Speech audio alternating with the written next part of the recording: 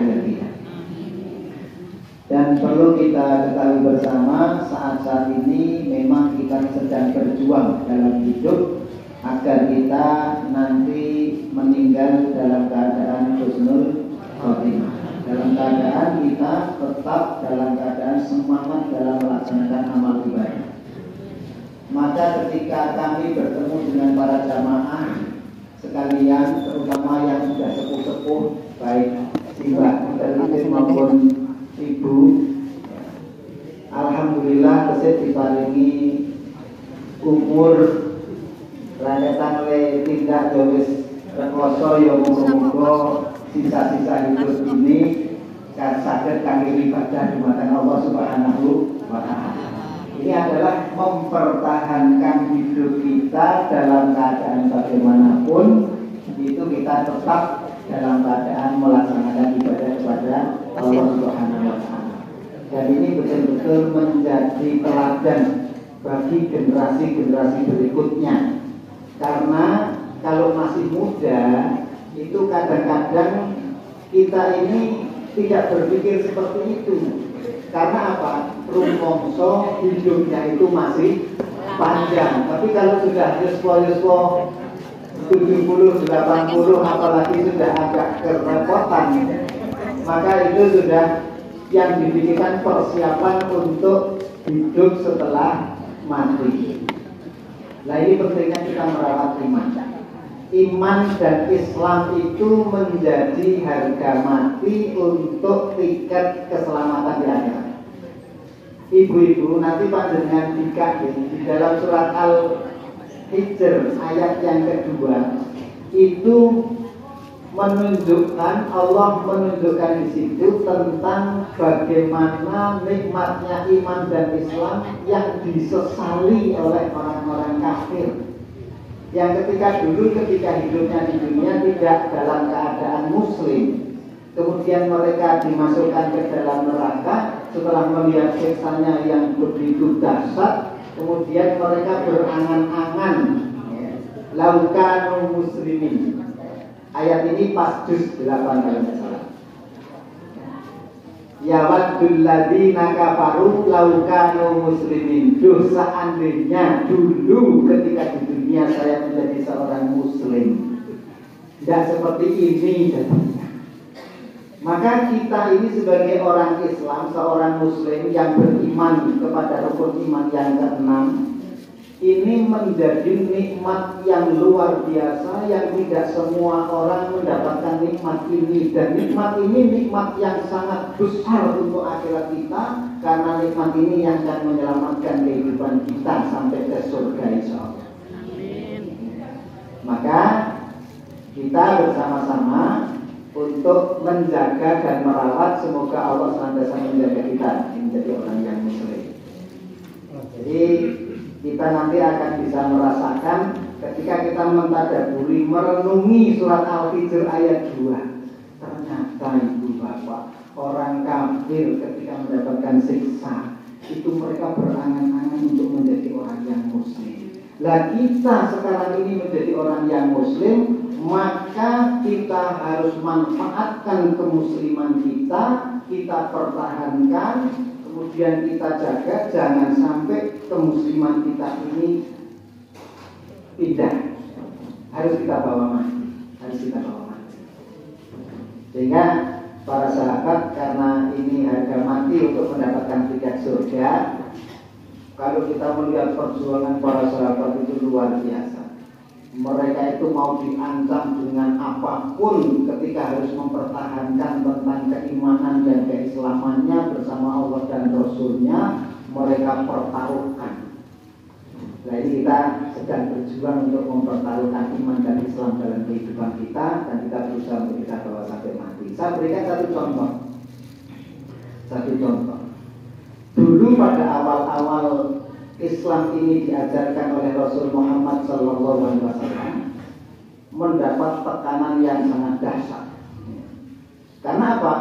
Karena masyarakat penyembah berhala, Rasul menyampaikan ajarannya untuk menyembah Tuhan satu, yaitu Allah Subhanahu wa Ta'ala. Maka orang yang mengikuti agamanya Nabi Muhammad, agama Islam ketika itu, kemudian mereka mendapatkan tekanan, bahkan mendapatkan siksa. Ini luar biasa.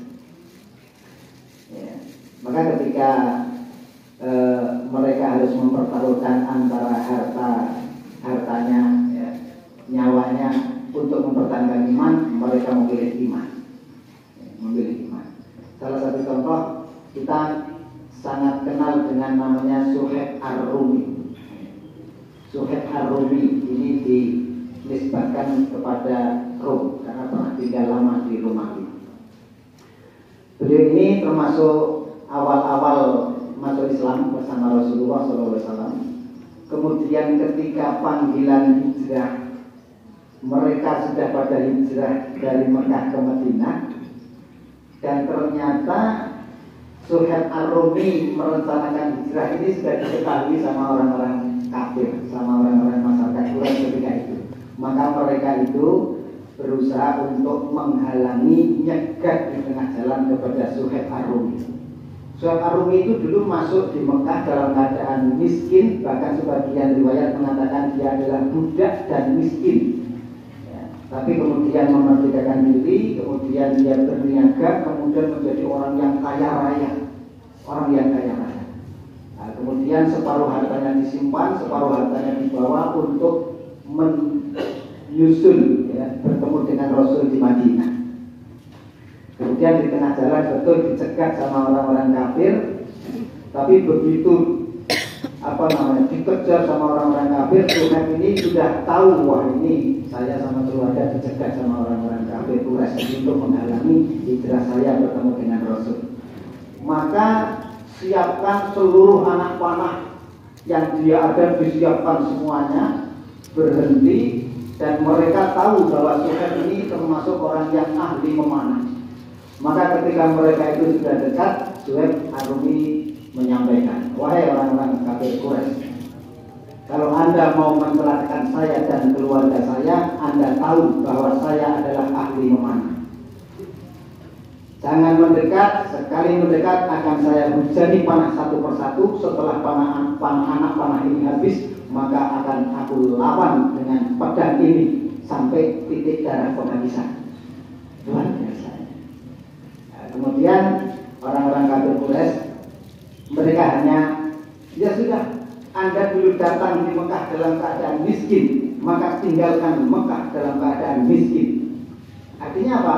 Seluruh hartanya diminta. Kemudian juga, kalau Anda menjamin keselamatan saya, keamanan saya, berjalan dari sini menuju ke Madinah, maka seluruh harta bendaku silahkan untuk diambil. Kemudian tidak akan diganggu, ya. Akhirnya kunci gudang hartanya diberikan kepada mereka, harta yang dia bawa diberikan kepada mereka, asalkan dia tidak diganggu sampai ke Madinah dan bertemu dengan orang yang paling dicintainya, yaitu Rasul Muhammad SAW.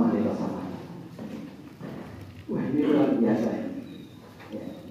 Iman dan Islamnya, ya, itu dipertahankan dengan mengorbankan harta, seluruh hartanya.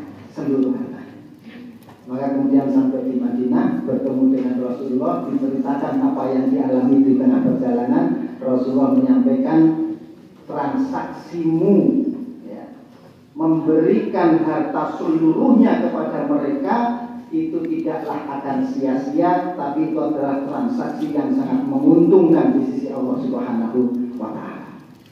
Jadi ini tidak menyesal dengan yang seperti itu. Yang penting dia bisa tetap mempertahankan iman dan Islam dan bersama dengan Rasul Muhammad SAW. Ini satu contoh saja bagaimana perjuangan ketika itu untuk tetap mempertahankan iman dan Islam sampai mati, sampai akhir hayat. Sekali lagi, ini harga mati yang harus kita bawa untuk keselamatan kebahagiaan hidup kita. Kita renungkan surat Al-Hijr ayat 2, orang-orang kafir menyesali mereka di neraka karena dulu mereka tidak termasuk orang muslim. Ya waktu ladzina kafaru law kanu muslimin. Maka marilah kemusliman kita saat sekarang ini kita pertahankan dan selalu kita tingkatkan iman dan Islam kita agar kita betul-betul mendapatkan keselamatan sampai akhir hayat dalam keadaan husnul berterima. Ini perjuangan. Maka di sini menjadi satu teladan bagi yang lain, satu dengan yang lain. Ternyata memang, maaf ya, orang-orang yang sekarang ini sudah sepuh dan mengalami kesulitan, itu pun tetap istiqomah aktif untuk ngaji, dan itu dengan kerelaan, dengan kesenangan, walaupun dengan pengorbanan yang lebih. Dan insya Allah pahalanya jangan lebih. Makanya pada kesempatan ini saya ingin menyampaikan kegembiraan, kisah-kisah menarik, kisah-kisah indah dan menarik yang ini akan memberikan motivasi besar kita di dalam melaksanakan amal-amal kebaikan, yaitu yang terjadi pada masa-masa sahabat. Masa sahabat itu adalah masa yang sudah teruji keindahan dan kebaikan mereka. Ketika ini disampaikan kepada kita, maka itu menjadi teladan untuk menguatkan kita di dalam beramal saleh. Ini bulan Dzulqa'dah. Bulan Dzulqa'dah tahun pertama Hijriah. Setelah beberapa bulan umat Islam ini hijrah dari Mekah ke Madinah. Nah, bulan Dzulqa'dah itulah Rasul Muhammad SAW mengumpulkan para sahabatnya yang sekitar 90 orang antara Muhajirin dan Ansor. Ini momen gembira antara Muhajirin dan Ansor dikumpulkan di rumahnya Anas bin Malik oleh Rasulullah. Mereka dipersaudarakan satu dengan yang lain. Awal-awal membangun Madinah, kaum muslimin, para sahabat Ansor dan sahabat Muhajirin dikumpulkan di satu tempat di rumahnya Anas bin Malik. Disitulah Rasulullah mempersaudarakan di antara keduanya, persaudaraan untuk saling melapangkan segala urusannya, persaudaraan untuk saling mewarisi di antara mereka. Karena persahabatan, karena persaudaraan, bukan karena nasab. Maka awal-awal itu orang-orang Muhajirin mewarisi hartanya orang-orang Ansor yang itu tidak ada hubungan kekerabatan sama sekali. Nah, kemudian setelah perang Badar selesai beberapa waktu, turunlah ayat di dalam surat Al-Ahzab ayat yang ke-6 yang kemudian membatalkan waris mewarisi. Waris mewarisi itu hanya pada hubungan nasab. Tapi ketika itu luar biasa. Bangunan sosial kemasyarakatan yang Rasulullah sampaikan di awal-awal ya, mereka hijrah di Madinah itu luar biasa. Sangat luar biasa. Bahwa ternyata mereka yang datang, yang dipersaudarakan, yang dipersaudarakan itu mau betul-betul dipersaudarakan untuk saling membantu satu dengan yang lain, untuk melapangkan segala urusan satu dengan yang lain.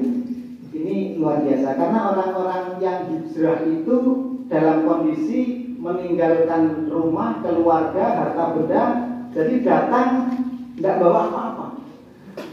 Tapi ketika itu bangunan kehidupan masyarakat kaum muslimin kita itu, orang-orang Ansor di Madinah itu di dalam kehangatan persaudaraan yang dibangun oleh Rasulullah itu luar biasa. Mereka bisa mengutamakan Muhajirin ketimbang dirinya.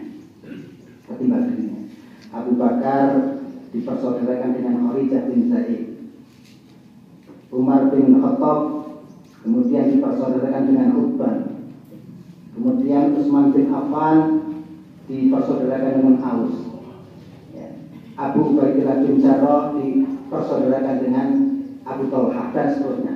Tapi yang paling menarik dan sering kita dengar itu adalah cerita kisah persaudaraannya antara Abdurrahman bin Auf dengan Sa'ad bin Rafiq. Ini yang paling terkenal di antara sekian persaudaraan yang sudah dilalui dengan indah. Ketika hari itu dipersaudarakan, Abdurrahman bin Auf orang Muhajirin, ini termasuk as-sabiqun al-awwalun, Dia masuk Islam karena diajak oleh Abu Bakar, dan dia masuk Islam 2 hari setelah Islamnya Abu Bakar. Dia termasuk 8 orang pertama yang masuk Islam bersama dengan Rasulullah. Ini adalah Abdurrahman bin Auf. Nah, ketika itu Abdurrahman bin Auf tidak dipersaudarakan dengan Sa'ad bin Rabi'. Sa'ad bin Rabi' ini orang yang sangat kaya, orang yang paling kaya di Madinah. Nah, ini kisahnya luar biasa ya. Ketika sudah dipersaudarakan dengan Abdurrahman bin Auf, maka dia menyampaikan, wahai Abdurrahman bin Auf, saya ini dikenal orang yang paling kaya di Madinah. Maka karena sudah dipersaudarakan antara saya dengan Anda, saya ingin membagi harta saya. Separuh untuk Anda, separuh untuk saya. Dan wahai Abdurrahman bin Auf, saya punya 2 istri. Silahkan mana istriku yang kau anggap cantik, aku ceraikan dan aku berikan kepada Anda. Inilah biasa. Artinya sesuatu persaudaraan yang paling indah yang tidak terjadi pada hari-hari berikutnya. Ini memang yang paling terkenal cerita-cerita tentang persaudaraan ketika itu adalah Abdurrahman bin Auf dengan Sa'ad bin Rabi'. Kalau kita yang diberikan seperti itu, wah, senang sekali ya, senang sekali. Tapi Abdurrahman bin Auf tidak seperti itu. Kemudian dia mengapresiasi, ya, semoga Allah memberikan keberkahan bagi Anda, keluarga Anda, dan harta Anda. Ya. Beliau menolak dengan halus. Ya. Cukup saya ditunjukkan di mana letak pasar. Kemudian ditunjukkan, oh pasarnya di sana. Kemudian dia memulai berniaga di pasar itu, terus akhirnya menjadi kaya. Kemudian dia nikah dengan orang Ansor, terus menjadi kekayaannya menjadi luar biasa. Luar biasa. Ini adalah kisahnya Abdurrahman bin Auf. Beliau meninggal itu sekitar ada yang meriwayatkan 72 tahun, 75 tahun, ada yang menyebut 78 tahun. Tapi kekayaannya luar biasa. Nah, setelah Abdurrahman bin Auf itu mendengar Rasul menyampaikan bahwa orang-orang yang kaya nanti hisabnya lebih lama dari orang yang miskin. Kalau dia masuk surga, maka selisih orang kaya masuk surga dengan orang miskin bisa mencapai 500 tahun. Nah, setelah itu direnung-renungkan sama Abdurrahman bin Auf, direnungkan, ya, maka kemudian beliau ini ingin sekali menjadi orang yang sangat miskin. Pada saat itu disampaikan oleh Rasul Muhammad SAW. Langsung ketika itu Abdurrahman bin Auf berdoa kepada Allah, ya Allah, jadikanlah aku menjadi orang yang miskin bersama dengan Rasul Muhammad SAW. Jadi kan Rasul itu menyampaikannya bahwa orang yang miskin nanti akan masuk surga lebih dulu, dan saya bersama dengan orang-orang yang fakir dan miskin. Itu menjadi pikiran terus bagi Abdurrahman bin Auf. Akhirnya dia berdoa kepada Allah agar menjadi orang yang miskin. Berusaha untuk jadi orang yang miskin selalu gagal. Nah, kita kan berusaha untuk jadi orang yang kaya selalu. Ini Abdurrahman bin Auf kebalikan, ingin menjadi orang yang miskin sehingga nanti tidak tertunda masuk surga, tapi selalu gagal. Ada satu kesempatan yang beliau sudah optimis saya jadi orang miskin. Ketika perang Tabuk kan sudah dipersiapkan oleh Rasulullah menghasut seluruh kaum muslimin untuk ikut perang Tabuk. Padahal ketika pemberangkatan perang Tabuk yang beratus-ratus kilo, itu pas ketika Madinah itu sedang mau panen kurma. Sehingga mereka ada yang tidak berangkat, ya karena panen kurma emangnya mereka ditinggal. Yang imannya kuat sudah tidak peduli, ya, panen dan tidak panen nantinya, bahwa yang penting mengikuti perintah Rasulullah untuk pergi perang Tabuk. Kembali perang Tabuk, kurma itu sudah pada busuk. Terus ibarat perekonomian jadi ambruk, ya, karena mereka tidak bisa menjual kurma itu. Kurmanya sudah tidak layak dijual karena sudah busuk. Nah, ketika itu Abdurrahman bin Auf kemudian berpikir, ini kesempatan saya untuk menjadi orang miskin. Berikan pengumuman, semua orang yang punya kurma busuk bawa ke sini, saya beli dengan harga kurma normal. Seluruh Madinah kemudian membawa kurmanya kepada Abdurrahman bin Auf sampai harta Abdurrahman bin Auf itu ludes, habis. Ya, ini saya menjadi orang yang miskin. Sudah jadi orang miskin. Kemudian setelah itu terdengar ya, bahwa kerajaan zaman ketika itu sedang tertimpa wabah penyakit yang hampir masyarakatnya kena penyakit semuanya, dan dokter itu memberikan solusi penyakit yang mewabah ini, obatnya adalah kurma busuk. Kemudian dicarilah informasi di mana ada kurma busuk, sampai ke Madinah, kemudian ditunjukkan kurma busuk ada banyak sekali di tempatnya Abdurrahman bin Auf. Didatangilah Abdurrahman bin Auf, kami siap membeli kalau ada kurma busuk, akan kami lipatkan 10 kali lipat daripada harga kurma. 10 kali lipat. Diangkut kabeh ora sido.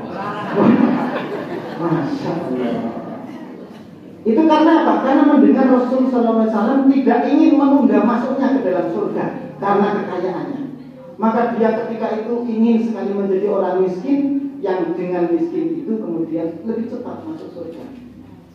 Sampai ketika mau meninggalnya, Bapak Ibu, itu merenungkan kekayaan saya banyak sekali.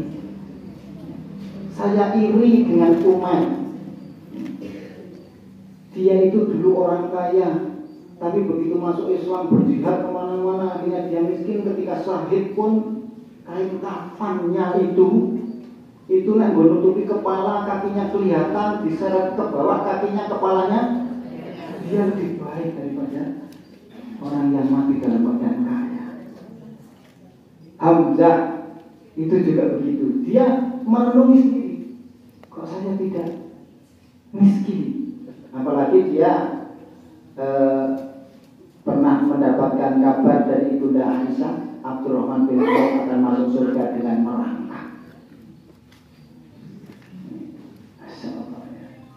Itu Abdurrahman bin Auf itu kalau pulang dari bisnis keluar kota, itu disebutkan dalam riwayat itu bisa pulangnya membawa barang 700 kontainer.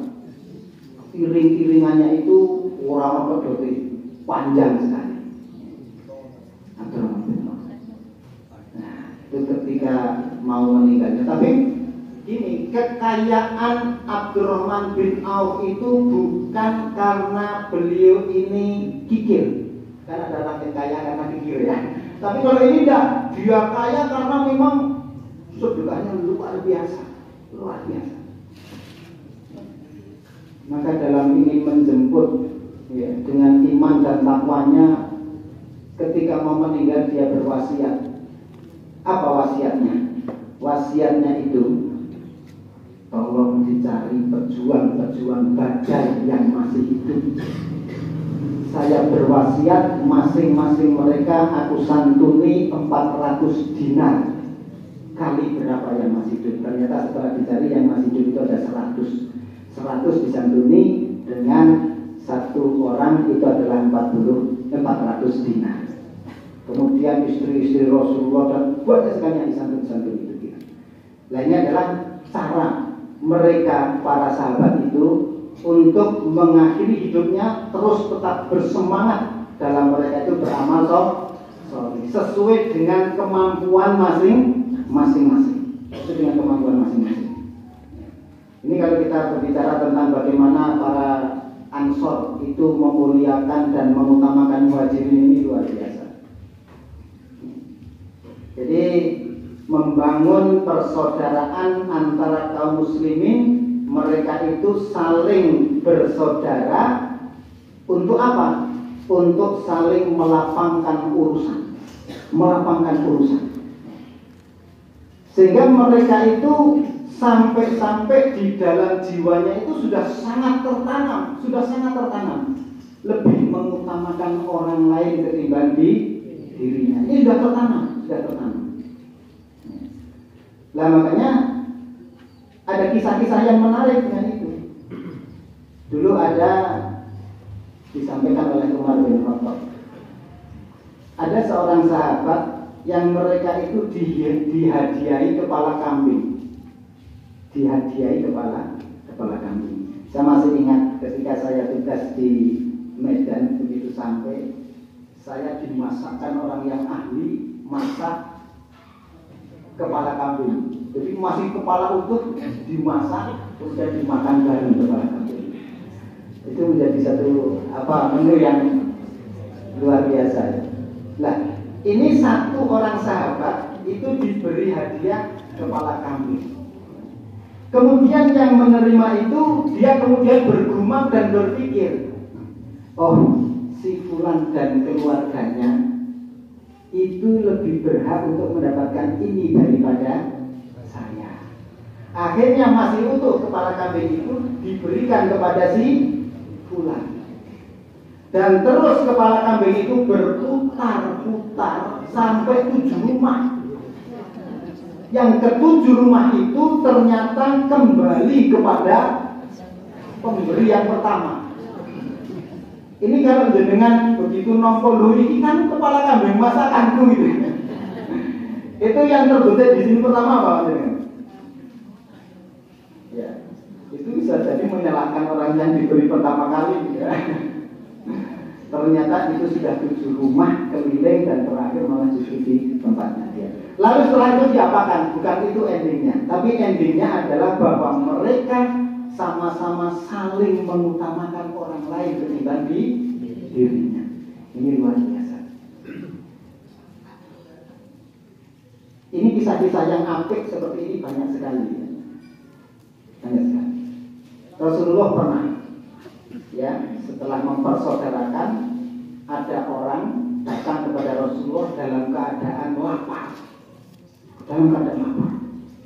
Kemudian Rasulullah memerintahkan utusan menuju kepada istri-istrinya, diutus untuk memastikan apakah di rumah ada makanan apa tidak. Semua istri menjawab, kita tidak punya apa-apa kecuali hanya air.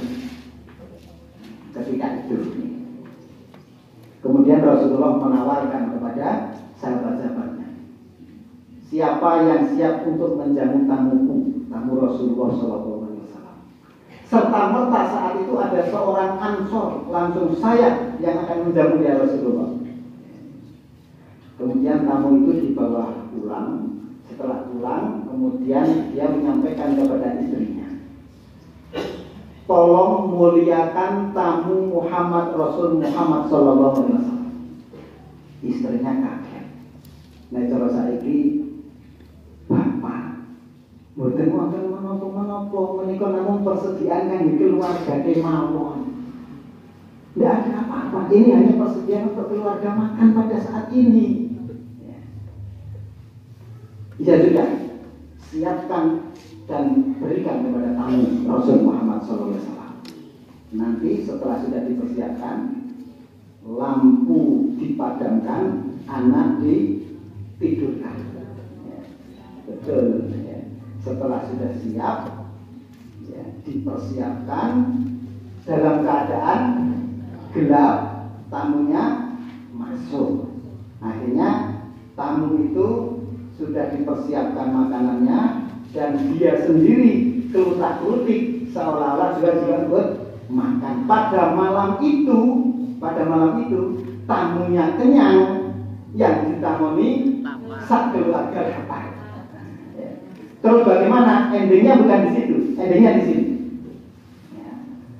Artinya mereka lebih mengutamakan kepada orang-orang muhajirin. Kemudian apa? Setelah keesokan harinya suami ini bertemu dengan Rasul Muhammad SAW, kemudian Nabi menyampaikan kepada suaminya itu, semalam Allah tertawa, semalam Allah takjub dengan apa yang Anda kerjakan berdua. Ini kalau saya membayangkan saya yang di aroge karo Allah Subhanahu wa taala bahwa Allah takjub dengan apa yang kita kerjakan. Wah, itu senangnya pol.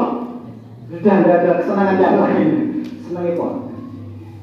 Kemudian setelah Rasul menyampaikan itu, Rasul juga menyampaikan setelah itu turunlah ayat, ya, turunlah ayat yang menyampaikan wa yusiruna ala anfusihim walau kana bihim khasasah. Jadi itulah mereka orang-orang Ansor mengutamakan orang-orang Muhajirin walaupun mereka itu sangat membutuhkan. Saya membayangkan bagaimana kondisi masyarakat kaum muslimin yang bersama dengan Rasulullah pada saat itu dibangun satu dengan yang lain bisa seperti itu. Nangis kita. Bisa seperti itu. Karena ditanamkan betul. Rasulullah sudah menyampaikan. La yu'minu ahadukum. Tidak beriman salah seorang di antara kamu. Siapa mereka? Hatta yuhibba li akhihi ma yuhibbu li nafsihi.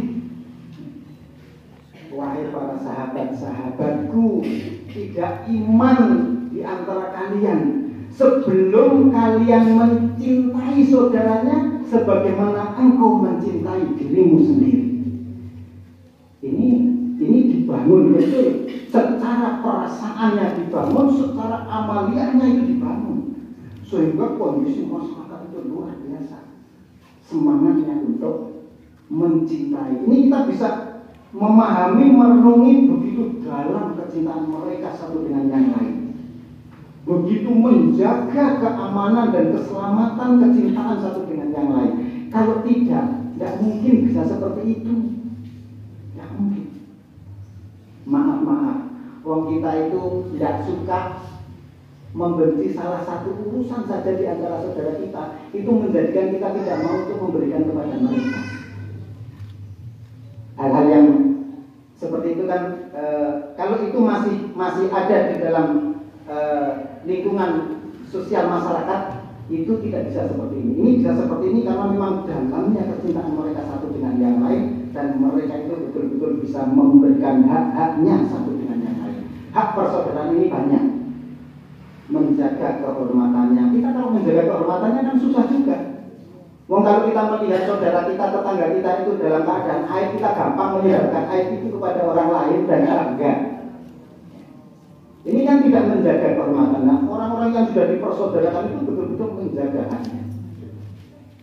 Menjaga.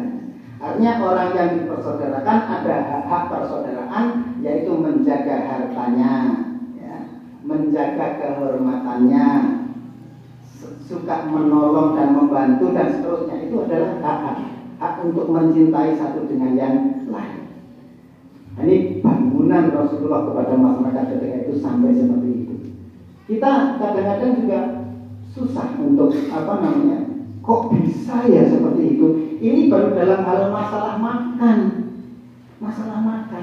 Yang mereka bisa iftar.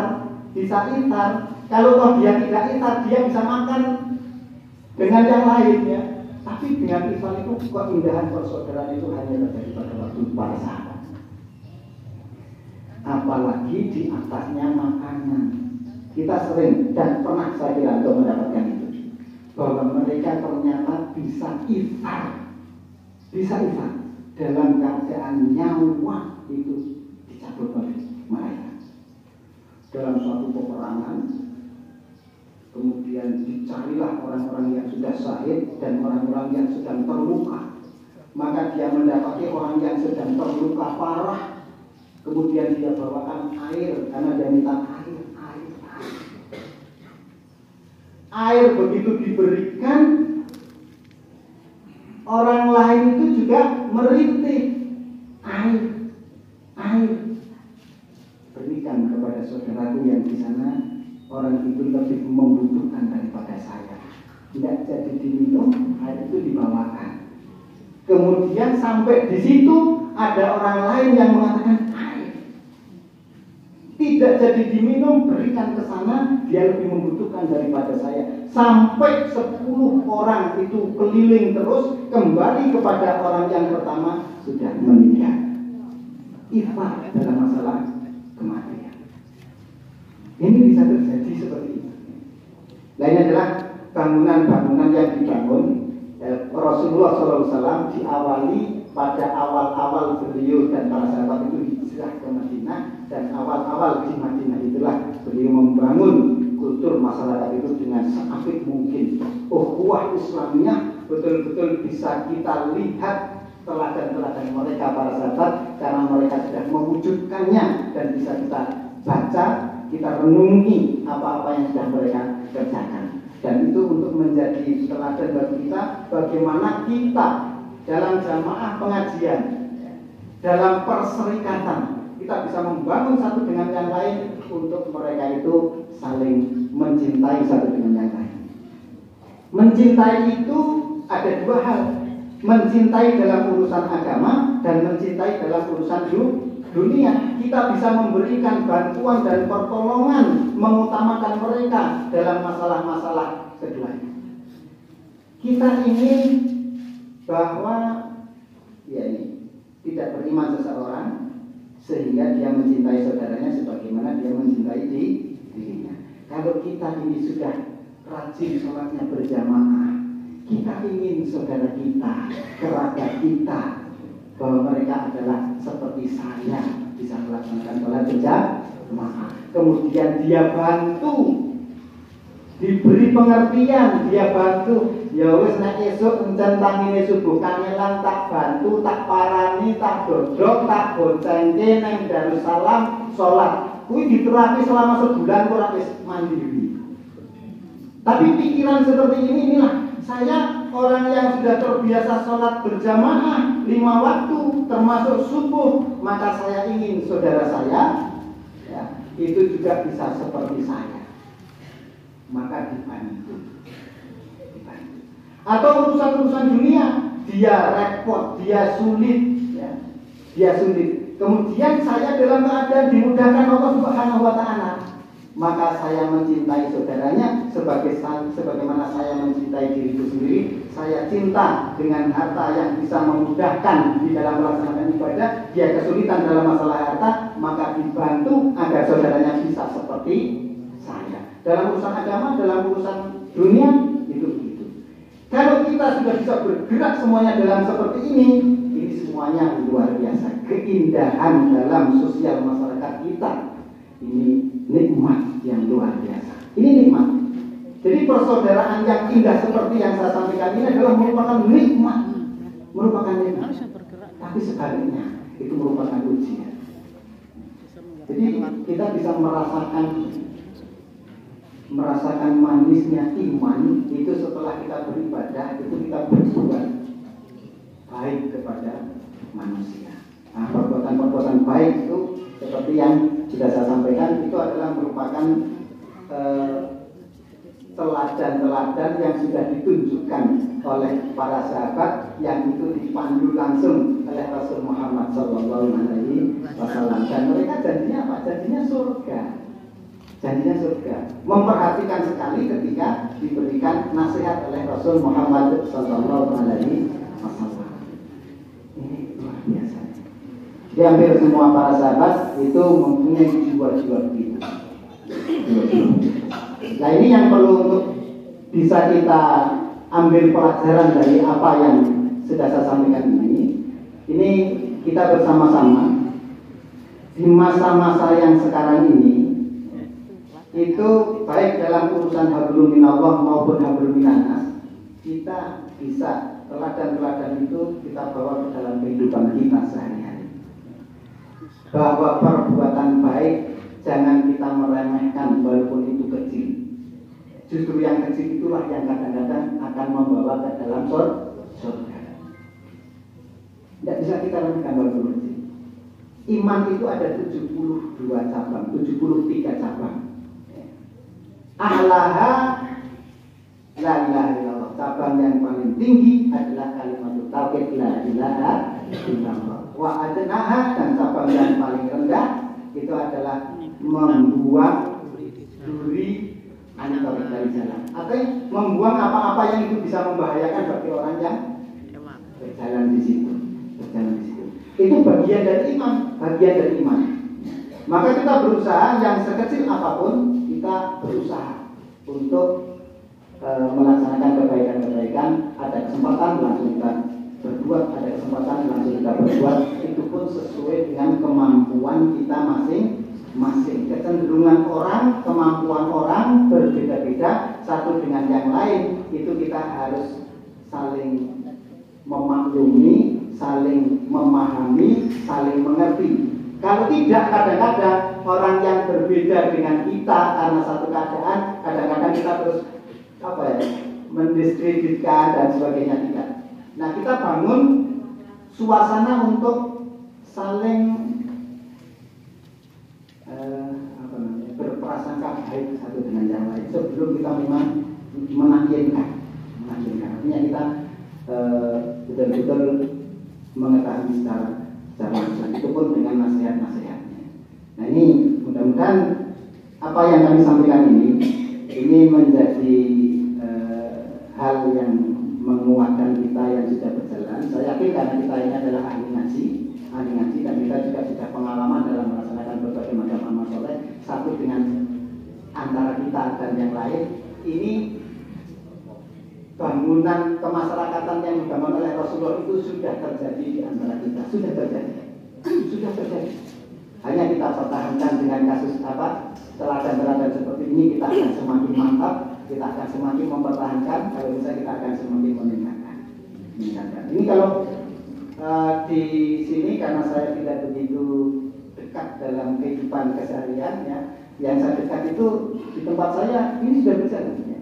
Ketika mungkin silaturahim lihat tempat berasnya kosong, ya, tahu-tahu ada beras di luar, ya, yang itu tidak diberitahu siapa, ya. Pokoknya ada beras di luar untuk Pak Saidin, nah, itu luar biasa. Kemudian ada ketika saya menyampaikan, ini sudah menjahitkan baju untuk sekolahnya sudah masuk, sudah pakai seragam, tapi yang menjahitkan itu tidak bisa bayar sehingga bajunya belum bisa diambil, anaknya juga belum bisa pakai seragam. Saya kan paling menyampaikan cuma begitu. Tahu-tahu penjahitnya datang ke rumah, bukan penjahitnya, yang menjahitkan datang ke rumah saya, Pak saya mungkin mau turun sangat, gitu. Bajunya pun dibayarkan jenengan, gitu. Sudah diantarkan dan sudah dipakai anak-anaknya. Saya kaget ketika itu, aku langsung bayarkan. Akhirnya saya ke tempat penjahitnya. Kalau takon mesti kono ki ora bakal jawab karena sudah diberitahu ojo ngomong-ngomong kan gitu. Saya hanya langsung tunduk pada kemarin sudah dibayarkan Mbak ini ya. Oh iya Pak, sampai dibayarkan kali Mbak itu ya. Jadi saya tanya. Nah itu hal-hal yang semacam itu dan itu sudah kita lakukan. Dan mudah-mudahan apa yang sudah kita lakukan itu betul-betul mendapat pahala di sisi Allah sebagai bekal ketika besok kita menghadap kepada Allah Subhanahu wa Ta'ala. Jam 7 lebih ini yang bisa kami sampaikan. Mudah-mudahan yang sedikit ini bisa memberikan motivasi khususnya kepada diri saya sendiri, umumnya kepada para jamaah sekalian. Saya cukupkan, saya kembalikan kepada pembawa acara. Billahi taufiq wal hidayah. Assalamualaikum warahmatullahi wabarakatuh.